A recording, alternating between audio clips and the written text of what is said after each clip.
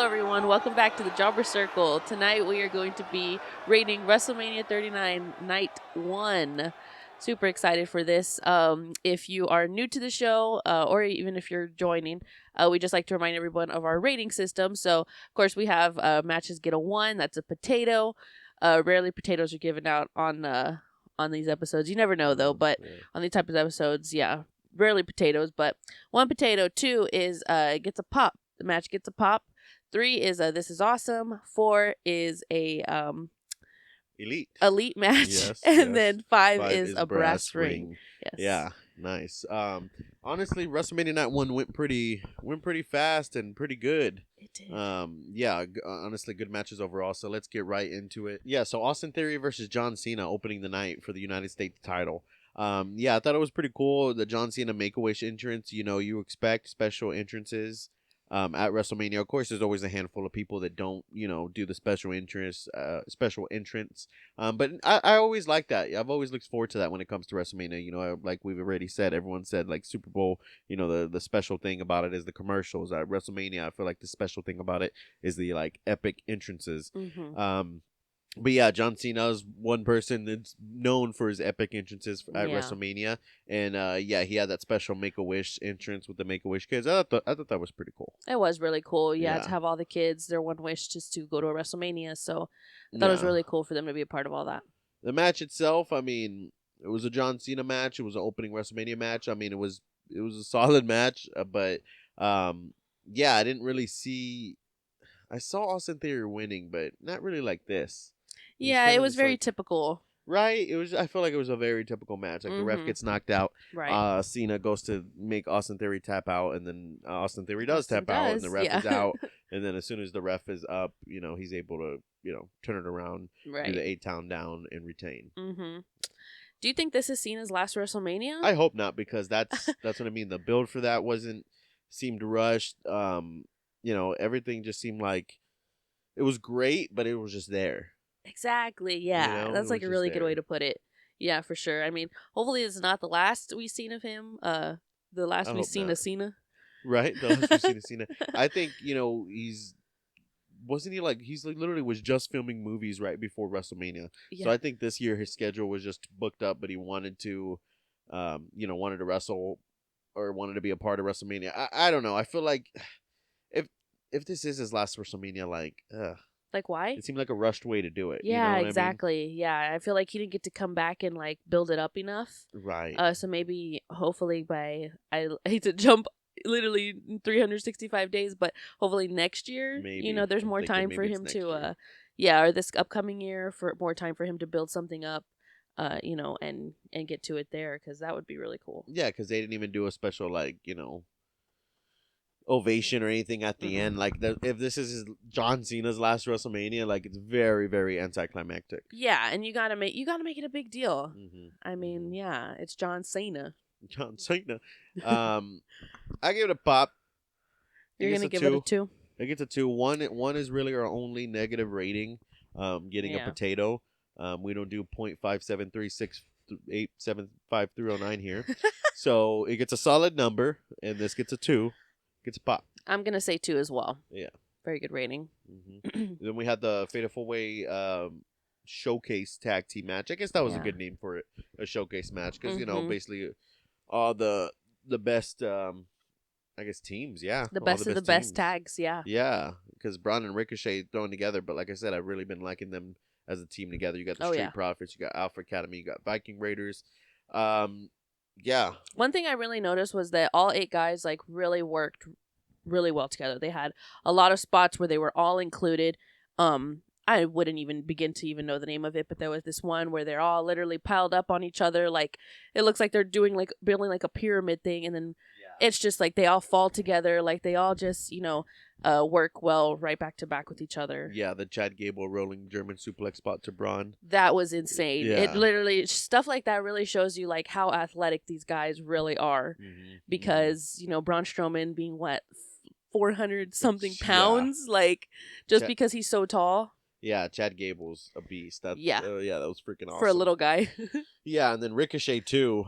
He works so well with Braun, jumping over him and jumping on him and stuff. And then didn't he pull off like a shooting star press? He did. That's how he attempted to win it, but yeah, and then that's how it ended, right? right, it did. Yeah, so he goes for the shooting star press. Angelo brings the knees up, basically, knocking the wind out of him. Right. Montez Ford hits the frog splash. Angelo gets the pin, and Street Profits win. Well, yeah.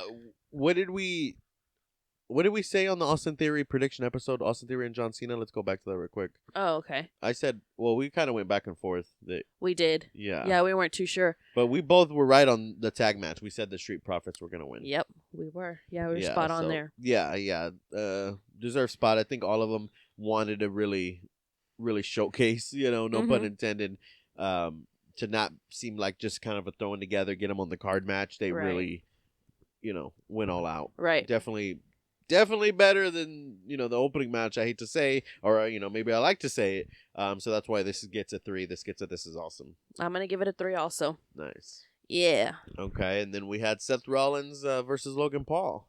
Yeah, actually, one of the most talked abouts, I guess. Oh, yeah, I would most say. talked about matches. So Logan Paul, we teased and leaked this, that he was going to do this zip line, flying to the ring type entrance. I'm not going to lie. Got a jobber. I was expecting it to be more extravagant than that. I literally showed you when Shawn Michaels did it, and I was like, and I was, what was it, like WrestleMania 12 or something? Yeah. And I was like, yeah, this is what Logan Paul's gonna do, and then he was just like, hey, he was just kicking his feet. Yeah, he looked like he was just like a kid at the park or something. Like, he looked like he was parasailing. He was just like kicking his feet. He's like, this is awesome. I mean, yeah, I can think see honestly, my house from here. I think honestly, just considering like how dangerous it is, I think maybe that's what they were afraid of. They were like, we don't want to bring him up too high, but still pretty high. They're like, let's bring him up like 20 feet and then move him like 10 feet over and then drop him. Yeah, I definitely thought it was gonna be crazier than that, especially after you showed me the Shawn Michaels thing. I was like, oh, that's gonna be so badass. Zip line across the stadium. Yeah. And he's like, hey guys, I'm on a zip line, and then they just drop him right there. Literally, before we know it, we blinked and he was back. He was on the ground. I was like, oh, that was pretty quick. Yeah. Nonetheless. We're talking about it, so that's great. Exactly. He was joined by his mascot, his prime bottom mascot, which was later revealed to be KSI, but we'll get to that. Yeah. Rollins with his great orchestrated entrance. Yes, that's pretty awesome. Yeah, it was pretty awesome. You had this I was the conductor. Right, it literally was. I don't know what you call that guy, but like a train conductor. No, that guy, that does the whoa, yeah. But no, to hear the roaring whoa-oh-ohs over the over the audience was pretty good. It was pretty crazy. It definitely was. What else you got to say about this match? I mean, it was honestly like Logan Paul. You can tell his inexperience. He is athletic and he is really good. In the world of wrestling, but you can kind of see how he was kind of slow in some spots. Like he kind of had to stop and think about certain spots. So, that would just come with experience. Right. That just a little being picky there, but overall, I think the match was good though. You can see Seth kind of like testing him at points and kind of helping him guiding him through the match. Seth definitely carried the majority of the match, which just goes to show how good Seth is and how much of a pro he is. But yeah, overall, I mean, Logan Paul did his typical table spot. That was pretty cool, right? Yeah, that was pretty cool. You think Seth's laying down at this point, getting ready to take on the announce table. Yeah, the announce table, getting ready to take this splash off the ring edge. When he pulls KSI to basically take his place. Yeah. And then, basically KSI takes that splash without Logan Paul even noticing. Logan Paul's over here spitting his prime. You're right. Not even realizing, so jumps and lands directly on KSI. So, yeah, that was pretty crazy. And then you still see literally 10 minutes later, KSI still just laying there. Yes. Yeah, literally just took a nap. You're like, he's taking a nap, Yeah, and then, of course, Seth, capitalizes and gives him the old stomp and wins it. Who did we say was going to win it? We said Seth was going to win it, yeah, because we said he definitely needs a win. Right. Especially at the Mania. Mm-hmm. So, yeah, And then so many more eyes are going to be on Seth Rollins now. With this match with Logan Paul, so many Logan Paul fans, even KSI fans, are going to be checking this out, checking all the clips out, talking about it, and Yeah. that's just going to bring more eyeballs to Seth Rollins and make Seth Rollins more of a household name. So that's freaking awesome because Seth Rollins has to be, one of my favorite wrestlers on in WWE right now. Yeah. I wouldn't say overall just yet, Yeah. but definitely top overall. But I'm gonna give this match a 3. I don't know. I'm debating. Oh, I'm yeah? gonna give it a 4, but yeah, you're Ooh. right. I'll give it a 3. A 3? Yeah, this is awesome. Yeah. Nice. Now, this next match I was really looking forward to. So we had Becky Lynch, Lita, Trish Stratus versus Damage Control. Super badass entrance for Becky, Lita, and Trish. You had that Sin City vibe. Right. Which is really cool, which I didn't really know. You had to point that out. Oh no, yeah, that was pretty cool. Like the black and white and the rain effects. It was like the black and white with like the comic effect too, and like the rain. Yeah, that was pretty cool. Yeah. Yeah. What is note did you put here when Trish comes on the screen? Don't ask me the color of anything. What the hell did Yeah, so it's like a saying, like basically like it's like a saying on social media, like when like a girl comes out, or like when a girl's on a video and she has giant tits. Oh, yeah. When she has giant tits, it's like don't like the saying is like don't ask me the color of anything. Obviously, like you're just focused on one thing, So it's just a funny saying. So that's basically was the first thing that came to mind because oh my god, Trish. Yeah, like, when they when just they take over showed the screen. when they showed her on the screen, you were like Jesus. Because it's the first thing you notice. Like it's so crazy, but. I thought it was also really cool. You mentioned the suspenders that she was wearing. Oh, yeah. And it actually turns out that it was actually inspired by the gear that she wore 18 years ago at WrestleMania 21, the last time WrestleMania went Hollywood. Oh, wow. So it was a more modern version, Michael Cole says. So I thought that was really cool. Dang, okay. And then Lita, yeah, you said she never got tired or really struggled. Yeah, see, she seemed like she definitely shook the ring rust off. Yeah, definitely. That was awesome. I bet she's been training a lot with Becky. Yeah, exactly. Because they both just worked like so well together, like back and forth. I mean, I feel like like that. Yeah. I feel like if somebody actually went back, rewatched the match, and timed the amount of time that Lita was in the ring, it was probably a lot longer than even Trish and Becky. Like, wow. Lita could just like still move around, and it's like, man, it's like she never left. Yeah, she definitely capitalized on that moment. So that's awesome, and that's really awesome that Trish and Lita, getting to have that moment. And like I said, I was like, man, they got a good amount of time too. So that was pretty cool too, because definitely well deserved for everyone, especially Lita and Trish.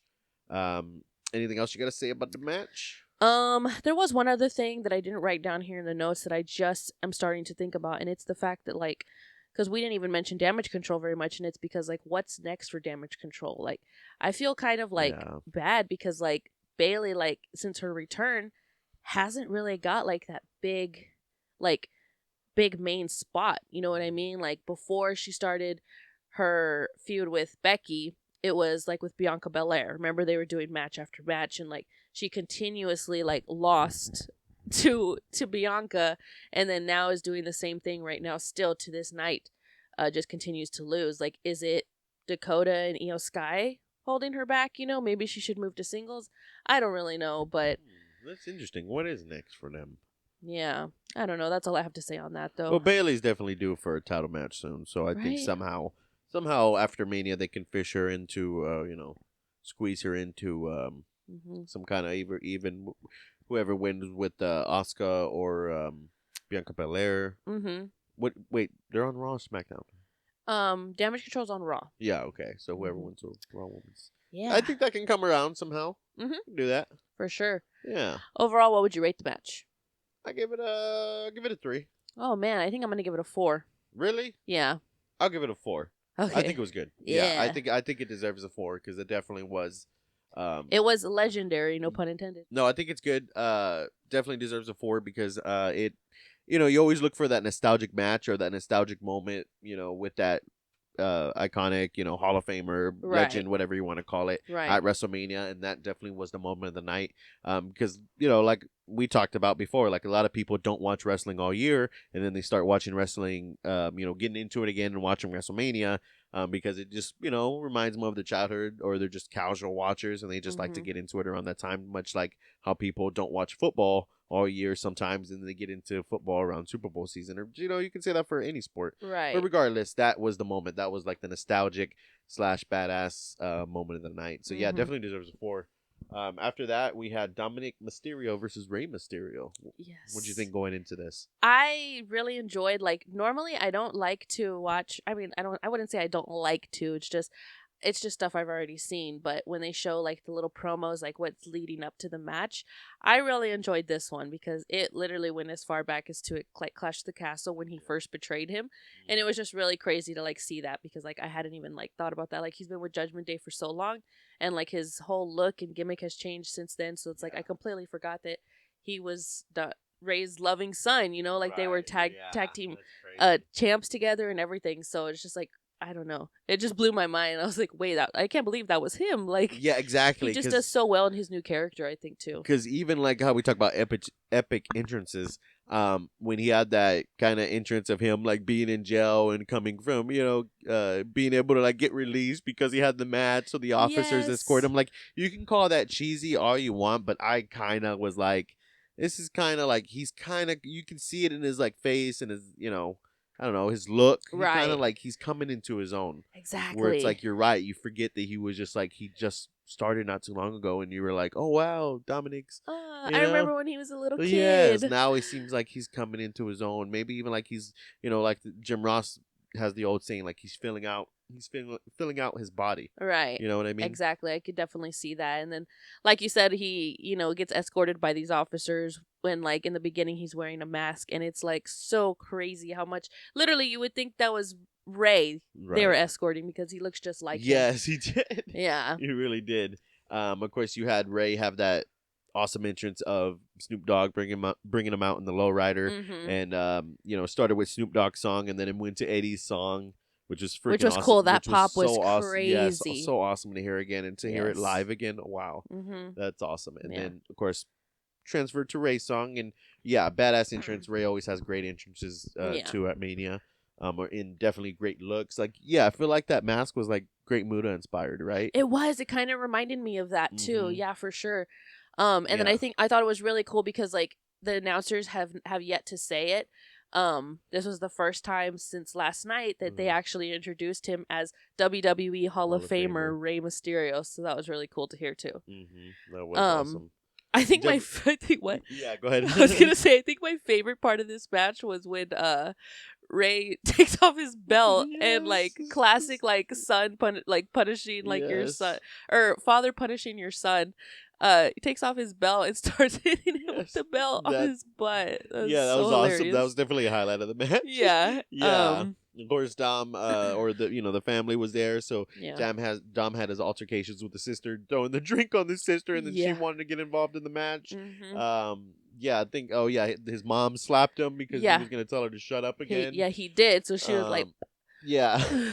so funny. It's so cool that they include them. Yeah, it seemed like it was more like Dominik Mysterio majority of the match, attacking Ray, but of course Yeah. you had right when Ray is turning it around and Ray's winning, you have Judgment Day come out, and then of course Legado del Fantasma comes out, Mhm. and they get their little moments of the night. Oh yeah, and then that's when Dominik Mysterio was gonna use the chain on Ray, and then even Bad Bunny Yeah. had a little spot because he was in the Spanish announce table. Yes, he was. He And- joined commentary. Yeah, and then he took the chain away from away from Dominik. And then, Yeah. Yeah, so after he snatches the chain, that's when Ray gets to hit the 619 frog splash and wins it all. Now, yeah. we went back and forth on this one, right? In the prediction episode, you thought that Ray was going to put how did you say? Yeah, you thought Ray was going to put his son over. Yeah. So Dominik was going to win, and I think if I remember correctly, I said I thought Ray was going to win. Yeah, you did. Yeah. So you had that one right. I was Yes. wrong. If this was for the Jobber Circle title, which we are going to do one day, put up the Jobber Circle title for our predictions, you would definitely win. Yes. Because you were right about that. And I'm pretty sure you were right about... No, but I'm pretty sure I was right about the U.S. title because I said Austin Theory. You said John Cena. You were. So we're even right now. Yes. You think this is it for Ray? I was kind of hoping a spot. Ray wins, of course. Yeah. I was hoping for a spot where Dominik, kind of like they made up.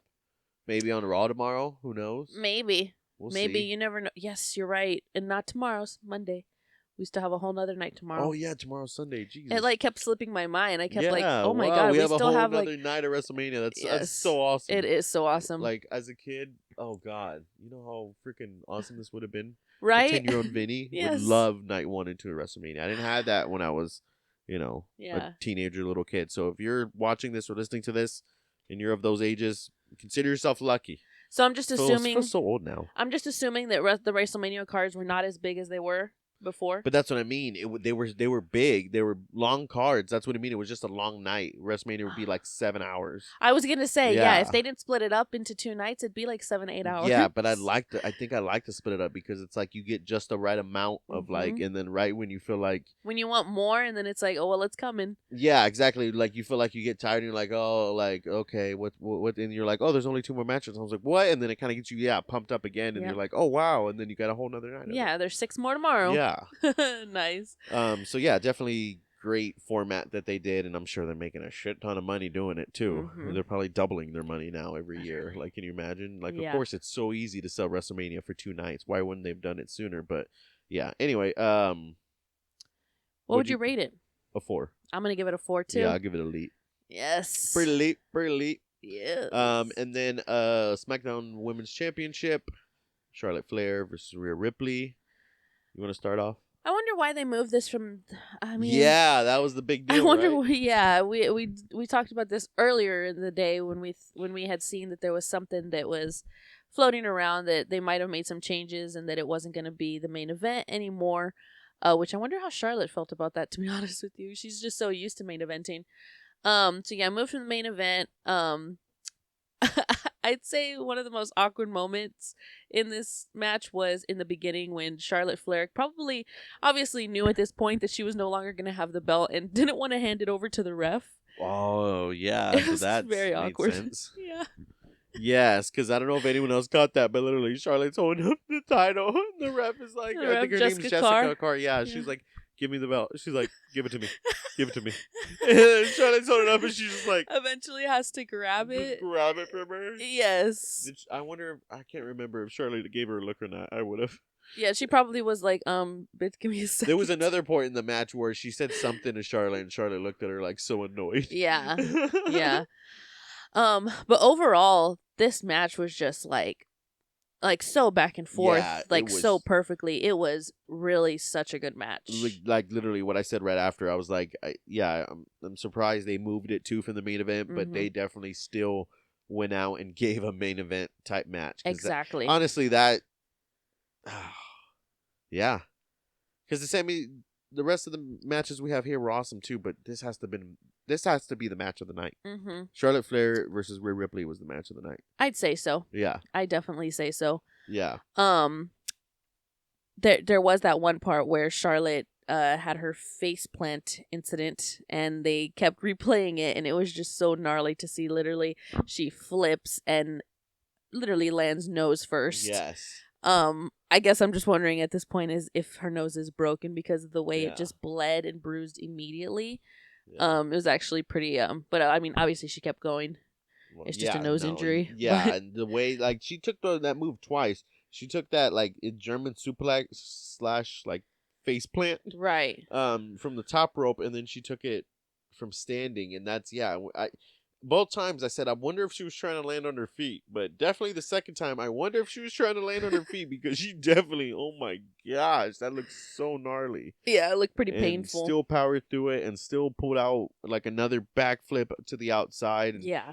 You know, Charlotte's always delivers, especially at WrestleMania. And then Rhea Ripley basically capitalizing and grabbing the brass ring. She definitely grabbed the brass ring. Rhea Ripley claimed her spot and is on top now. I know she's main evented another WrestleMania, but that wasn't this. That wasn't the moment. Right. This was the moment, so that's why this gets a brass ring. Oh yeah, I'm gonna definitely say so myself, especially considering the outcome. Oh yeah, you know, Rhea's your new SmackDown champ, and I couldn't be happier. Yep. That was awesome.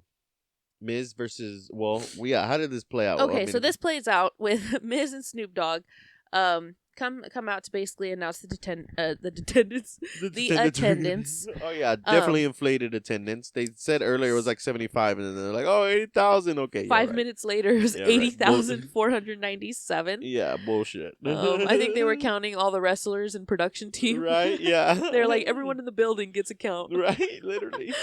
But yeah, so they come out to announce the attendance. Snoop Dogg mentions that Miz didn't have a match. Miz comes to say that he actually issued an open challenge, but that nobody responded. Pat McAfee's music hits, and we were talking about him prior to the show because we're like, we had heard that he He's wasn't gonna show up or be on commentary. Especially, yeah. So Pat McAfee comes out, basically accepts his challenge. The match is made official. It was really a quick match because I think it was just very like sudden. Yeah, it meant to be like the popcorn spot. Right. It was very sudden. Yeah. And then you had George Kittle from the 49ers, right? Yeah, I'm pretty sure. Yeah, I think it's the 49ers. Yeah. Sitting front row. Yeah, he got his spot. Right. Yeah, it was awesome. He was just on Theo Von talking about how big of a wrestling fan he is. That's very true. That was him. Mm-hmm. Yes. Yep. And then considering Pat McAfee in the sports and football world, they're probably just really good friends. So yeah. George Kittle comes out. Miz is like messing with him. Gets to jump the barrier and hits a clothesline on him. Basically, just next thing you know, Pat McAfee wins. So yeah, that was definitely cool. Worlds collide moment. And then Pat McAfee gets a spot, a little impromptu match. Yeah. Miz technically gets a match at WrestleMania. So yeah, definitely good. Everyone's happy. Everyone's happy. This will get a 2. It gets pop. Mm-hmm. Definitely good, especially the surprise from Pat McAfee. Definitely got a pop. So yeah, this gets a 2. I'm giving it a 2 also. Yeah, and then we had the men's tag team, undisputed tag team title match: the Usos versus Sami Zayn and Kevin Owens. We'll talk about finishing the story. Yeah. Starting off, little Uzi Vert. How did you feel about that performance? Yeah, I mean, I had already seen something that he was gonna show up, and like I guess as the night went on, I didn't really realize. Oh, he never showed up until he comes out, briefly performs one of his more popular songs right now. Immediately following is the Usos entrance. And basically little Uzi Vert just stands there the whole time while it was a good spot. I mean, especially like if he really is a wrestling fan, I'm sure he appreciates it. Oh yeah. But yeah, if he's not a wrestling fan and they just got him for that performance, like awkward. Yeah, kinda. I don't know. I wouldn't ask someone to come perform at WrestleMania if you don't know about it. I don't know. Yeah, that's true. Hopefully enjoyed it. But yeah, it was definitely something. Yeah. And then Kevin Owens and Sami Zayn doing the typical just wrestler entrance. Yeah. The match was way better than expected. Honestly, I mean, we knew it was gonna be a great match, but holy, like all the false finishes. This I hate to bring this in, but this felt like a very AEW type match with like all the false finishes and just like crazy high spots. Right. And this delivered. And then making a tag match the main event of WrestleMania. Oh yeah, you mentioned that's never been. I don't think that's ever happened. Before. I'm pretty sure that's never happened. Yeah. And maybe that's why they switched it, because you've had WrestleManias where the women headline and hopefully Rhea and Charlotte Flair like understand like, hey, these guys really have been carrying the company with this storyline for the past year. So like they definitely deserve the spot, and then to make it a marquee thing with like the first tag team match headlining WrestleMania, like why not? Yeah, why not do it? So hopefully the change was good for all parties. But dang, yeah, and it actually turns out that it was worth it. You had the Usos as the longest reigning tag champs, and Kevin and Sami just swoop in and reset it, and so new champs were crowned. It was just really awesome to see them, like just knowing like how close they are. I know in the promo, like before the match, they showed like super old pictures and videos of them because you said they wrestled together way before WWE. I didn't even think they had the Pro Wrestling Guerrilla logo gear, like kind of little homage to Pro Wrestling Guerrilla. Pretty sure that's what that was, but it just said fight with the logo. So yeah, they've been all around, the independents together, and definitely. I'm sure, like I said, Kevin Owens, like you can tell in his face when he was coming out, like this, like was a typical childhood, not typical, but big childhood dream, right? That a lot of people have, and he made it come true, and he realizes it and he appreciates it. Like you can Yes. see it in his face. Like he was like on the verge of tears just coming out. Yeah, which is just like soaking it all in, hearing everyone cheer for him. yes, and as a wrestling fan, seeing that as a wrestling fan that you're passionate yourself, seeing that passion, for someone that's really there because they really care and always wanted to be, rather than just getting a paycheck. Right. That makes you resonate with them even more, which was awesome. Definitely. Yes, definitely such a good match. Love the way it ended. I'm curious to see, with the Usos, are they not gonna be seen? Are Maybe they they gonna? need a vacation too. I mean, they've been. This is, they lost it. This is it. Roman might lose it tomorrow and get that vacation. They're all gonna take a private jet. Oh man. Yeah, the they Bahamas. are. The Bahamas, yeah. Yeah, With Paul Heyman. they definitely deserve it. Yeah, Paul Heyman will probably go with them too. Yeah, they all deserve a. Yes. Yeah, I'm more excited. I mean, I'm excited for Sami Zayn and Kevin Owens, but I'm more excited for the vacation that the Usos and Roman are about to take. Me too. No, Man. but Kevin Owens and Sami Zayn, where do you think they go from here? I think. You think they can carry the company? Some people don't, but I think they can. Yeah. I don't know. I mean, I'm curious to see too. Hopefully, is this gonna be prolonged for them? Are they gonna maintain these champs for a good amount of time and not lose them right away? To be honest with you, other than the Usos, don't really see who else they could lose them to at this point. Street Profits, like I said. Will they split them up? Will they, you know what I mean? Oh, like the titles? Mm-hmm. Oh, I say they just combine them. They could be the team that combines them. Like, right. Why not? Yeah. Be the first team that. Yeah, and that would be a marquee thing for them. Like be the team that has the redesigned belts. Right. Okay. That'd be awesome. But I don't know. See, we've heard back and forth even here recently, right? The Usos they did that thing where they didn't they go against Street Profits for the Raw, and then they went against Imperium for the SmackDown? So they did do that just on regular Raw and SmackDown. Maybe they were messing around with the idea then. Maybe they still want to do it. I don't know. I say just combine them. Combine them. Same thing with Cody or Roman. Whoever wins that match, just combine them. We know it's going to be Cody, but if it's not Cody, what's the point of this whole weekend? Literally. But anyway, I'm so nervous. This match in all its glory and high spots, like there's hard to point out typical like highlights of this match because this whole match was a highlight. Mm-hmm. Okay, so I'm gonna rate this match a 4. What would you rate it? I'm gonna give it a 4 too. A 4? Yeah. Nice. Yeah. Yeah, I mean, overall, I think the whole night was just super cool, super badass. Definitely delivered. And I'm curious to see what tomorrow brings. Yep. So yeah, we got a whole nother night tomorrow. So yeah, I hope you enjoy tonight, and I hope you enjoy tomorrow. Yeah, we'll be out hopefully with night 2, rating night 2. Mm-hmm.